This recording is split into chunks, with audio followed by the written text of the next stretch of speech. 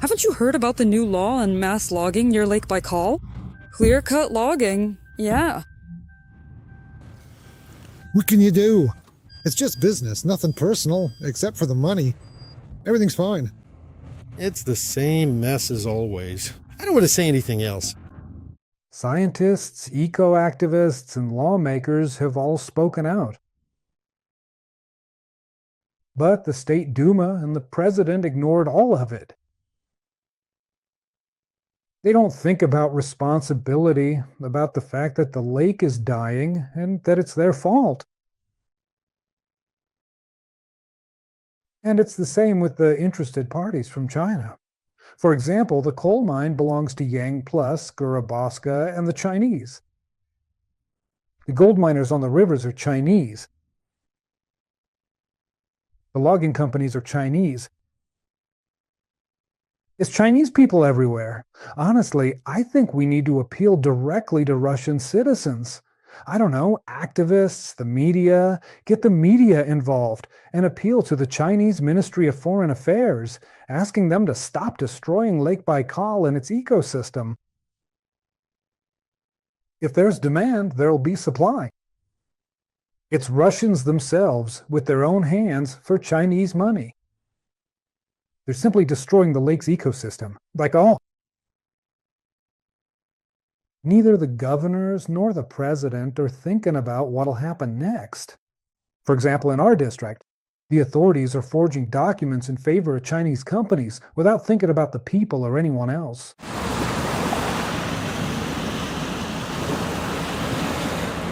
Overall, we don't really agree with this decision, to be honest.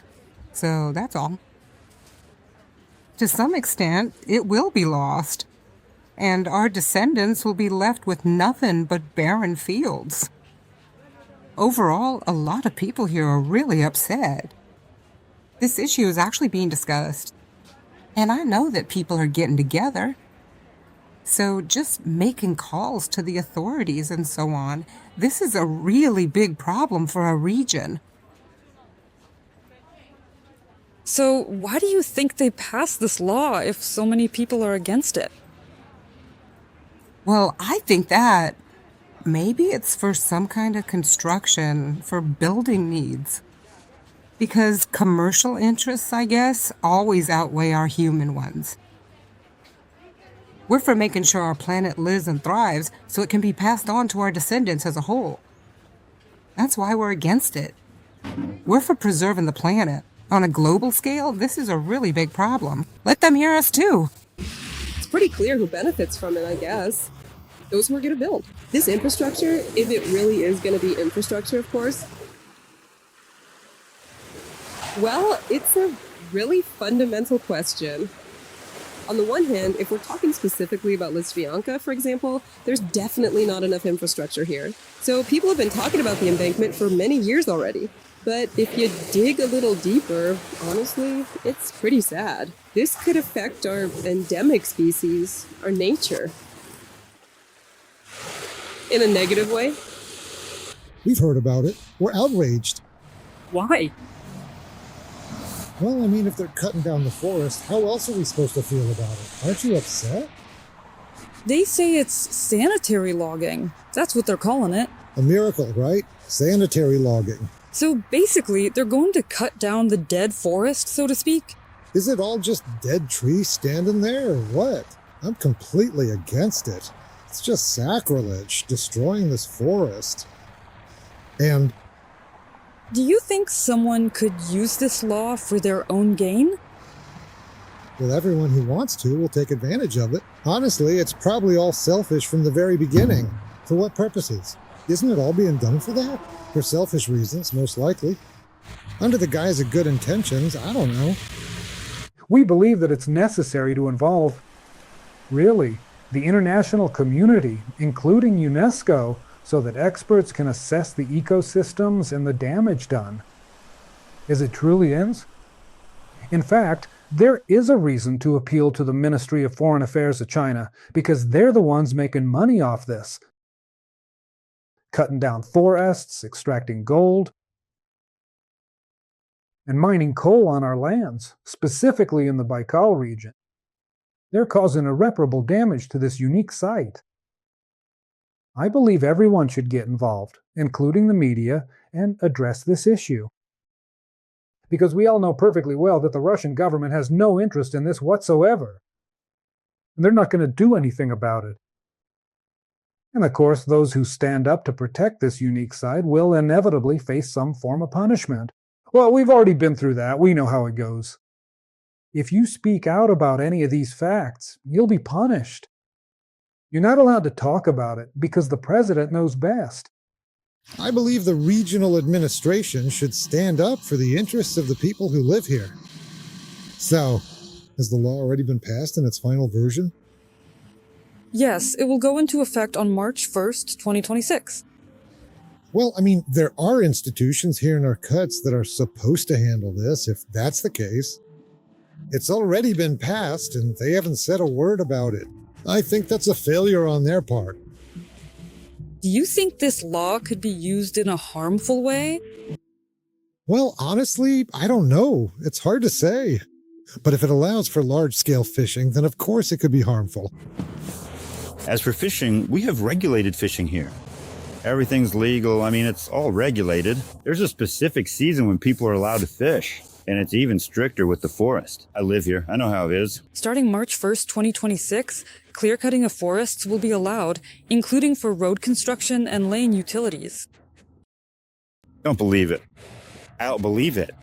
Because I think all of this will be made legal.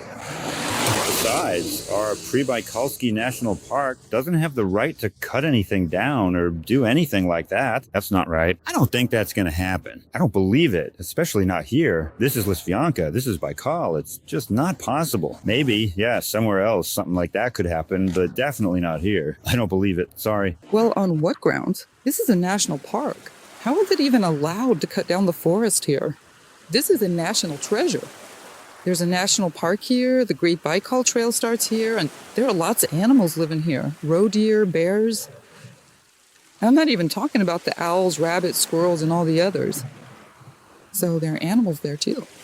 Isn't this their home? How can you take that away from them? I don't know. Cutting down the forest. What can we even do? Well, to start with, how do you feel about this whole thing? About this new law? Nothing good. Of course, it's bad when they cut down the forest. These are the lungs of our country, especially, I guess, the environmental aspect near Baikal. Well, of course, I react negatively to this. We all remember how the amendments to the Constitution were passed not so long ago. And we remember those funny commercials that aired on Russian TV with puppies about how we need to protect nature, protect animals. And I know for a fact that a lot of people in our country really fell for those commercials. So it's exactly these right now. These very amendments are being violated. And I want to point out that in the Constitution that was originally adopted in our country, it says that the right to a favorable environment exists. Yes, and there's also a duty for all citizens to protect nature and to create a favorable environment. It's not just the state that has this responsibility, so right now a rally is being organized in Irkutsk. There will be other initiatives against the adoption of this law as well. I'm sure there will be petitions and appeals, and people are already writing in. I urge everyone to take part in these initiatives and not to give up, because there is simply no one else to protect Baikal and nature except for us. If we don't take care of this, then everything will just be destroyed, ruined, and trashed. And I want to emphasize once again that this crime is happening right before our eyes. Not just against nature, but against future generations too. And how do you personally feel about this initiative? Will our opinion really change anything? Yeah, nothing will change. Everything will stay the same. Everything just... Everything they used to take away, they'll keep taking away. Why are you even worried? No, well, if, say, our opinion actually mattered, if it made a difference, then it would be worth it. But our opinion, if anything, at most, would be a referendum. And if there isn't one, they just ask us. But whatever they've decided, that's how it'll be. So it means it's not really that scary. Yeah, of course. All right, so if they cut it off, it's no big deal. No, just like that. They won't even ask. Not you, not us. Just under the pretense of some kind of virtue, once again, the government passes completely criminal laws. And people, since they don't want to get into what's being discussed there, I think they aren't interested in that legislation. And of course, it's all happening with their silent consent. That's why all this is happening, because as it turns out, there are very few defenders of Baikal. First of all, clear cutting is now allowed in the central ecological zone. But the minister, as I said, at the press conference when he spoke, he said these were so-called sanitary cuttings. So even they realize that this decision is a criminal one, and they deliberately hide from the general public just how disastrous it really is, so to speak.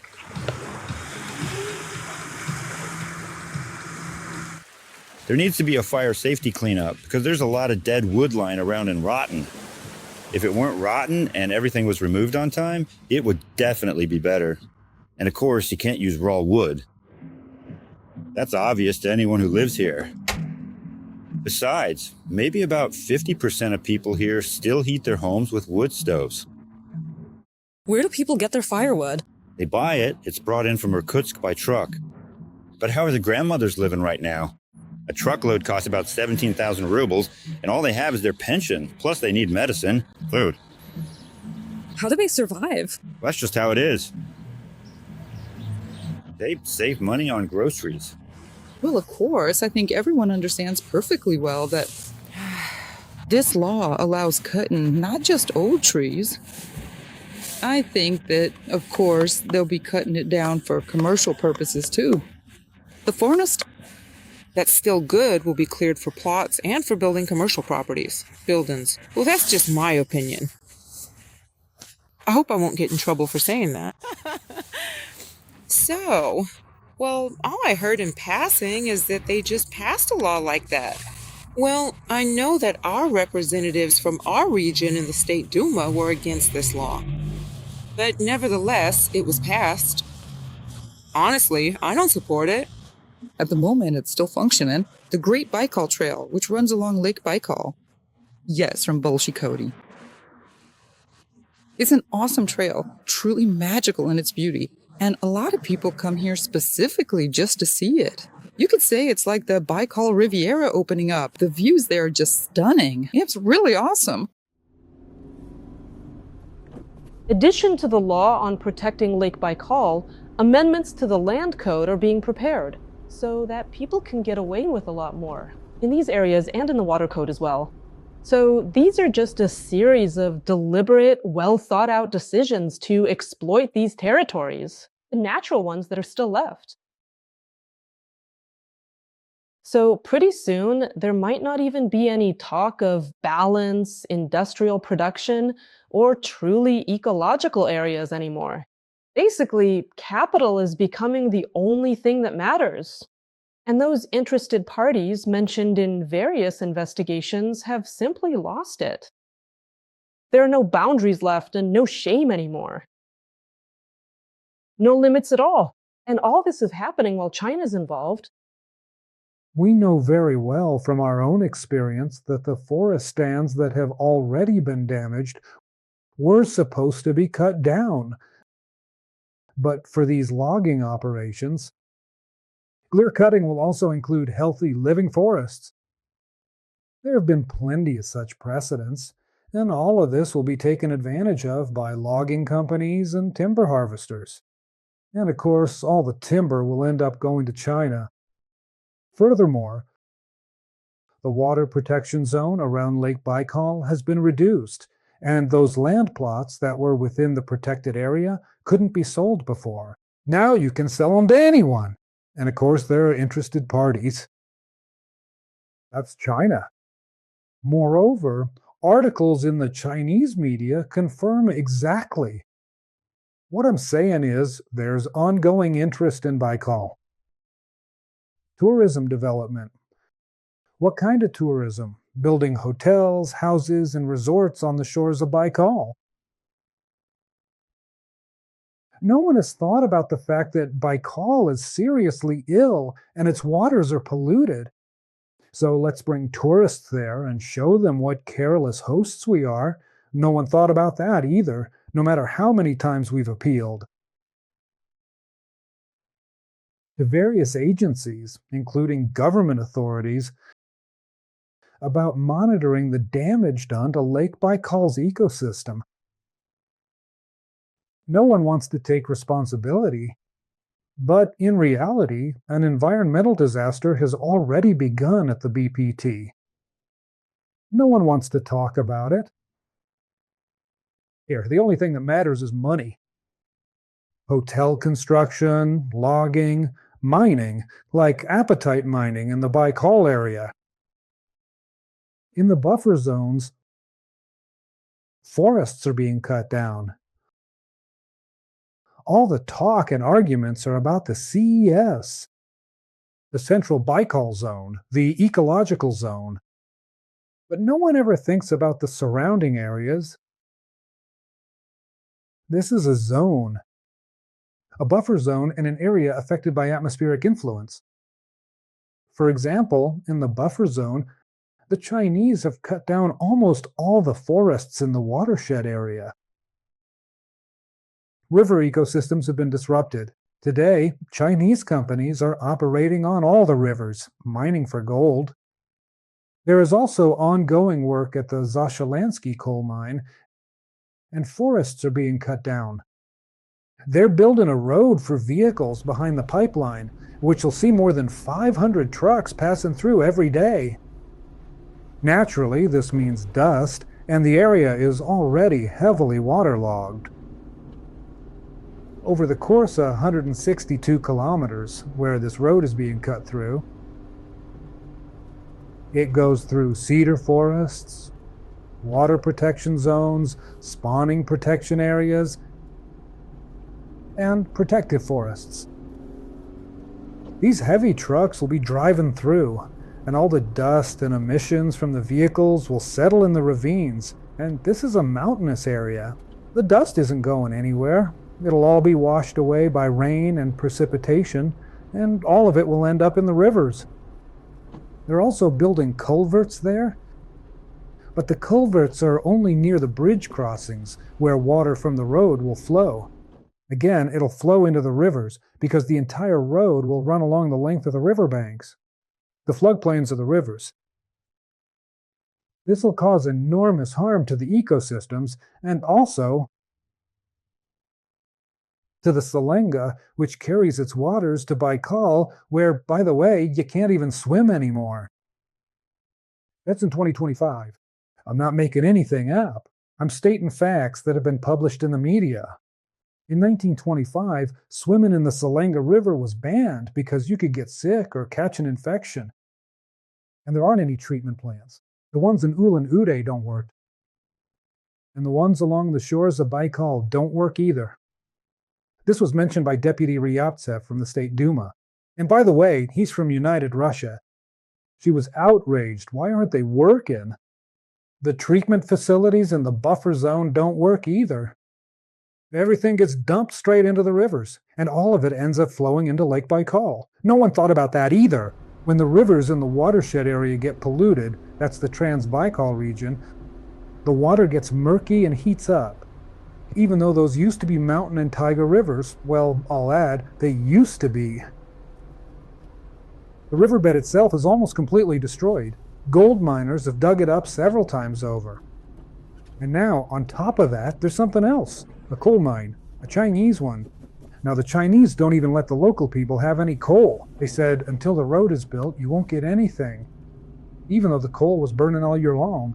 Then there was even information that the coal seams themselves caught fire right in the open pit. That's a violation of proper procedures and so on. No one thinks about that. And the mine water is dumped straight into the river. Obviously, there's arsenic, heavy metals, and all that stuff. But nobody cares about that either. Well, if you paid off Russian Post, then there won't be any violations. Maybe just a little slap on the wrist. Even though the company, this coal mine, has been around for a long time, by law it should have been shut down. They postponed the launch of the treatment facilities 3 times, according to the law. But after the second time, the company should have been shut down, up to and including having its license revoked. Nevertheless, that didn't happen. The regional authorities, the district authorities, Osipov is there. Mr. Gostev, the head of the district, Metro Shinuzan, they're doing everything they can to let the Chinese in. It's sad. This is our land. If the Chinese come in, they won't ever leave. And the scariest thing is that the Kazachakoyske deposit will be developed, and they'll be mining coal there for 50 years, maybe even longer. And all of this is Baikal territory. In fact, such activity should be banned. Well, now, based on these amendments, there will probably be some additional regulations adopted. And all of this will become possible. Nothing is stopping the lake. Nothing is violating any of these ecosystems. Everyone's thinking about how to make money off Baikal. But in reality, it's a sacred place. It's a one-of-a-kind site in the whole world. And of course, from UNESCO's side, yes, they're showing interest. I think what should have been done is to be more proactive. And you can see China's involvement in all of this. China's interests. For example, there are hydroelectric power stations on the Angara River that belong to Deripaska. That's why we constantly have issues with the water level in Baikal. They passed a law, then repealed it. And why are there problems with the water level? Because the forests in the watershed areas have been cut down. Naturally, deforestation affects the water flow in rivers, as well as biodiversity. Essentially, the amendment signed by the president will contribute to the lake being destroyed more quickly. And the ecological disaster will start to grow on a colossal scale that will be almost impossible to deal with in the future unless we avoid reaching the point of no return. Although, to restore the ecosystem and the population of certain biological resources in Lake Baikal, it would already take a huge amount of time and money. About 50 to 70 years. Just think about how long it takes for a tree to grow. 100 years, 120, 130. For a biosystem to form later, for some kind of ecosystem to start living and functioning, for water to somehow be retained in these areas, and for the land not to dry out. It takes an enormous amount of time. But about this, the elderly deputies don't think, and the president doesn't consider it either. Why should they? They want money. They want money here and now. But in reality, the lake is in danger. Spirogyra is killing all life in the reservoir. Species like oamule and grayling are disappearing. Sidonov himself, the head of the Republic of Buryatia, stated that they need to release fry into Lake Baikal. Just think about it yourself. The lake can no longer recover on its own. We need to put in effort to restore our own bioresources so that Baikal has its native oamule again. And all of this is because, in recent decades, the law protecting Lake Baikal simply hasn't worked. And the regulatory agencies act just like the Russian Post. I've already mentioned this. No matter how many times you reach out to them, you'll just get a letter back saying, no violations found, or you'll get some minimal fine or some token punishment. The amendments have been passed. We didn't lose. We just see this as a challenge now. We can't abandon the lake. The government will kill it, just destroy it. And they don't care whether it survives or not, or whether it gets sold to the Chinese or not. Their only goal is to stay in power at any cost. So, dear fellow countrymen, everyone living in this country and beyond, anyone, who cares about the fatal Lake Baikal? We need to unite, get involved, and reach out to every authority talk about this, and show that the lake is dying. And the only ones to blame for this are the government of the Russian Federation and the aging Duma.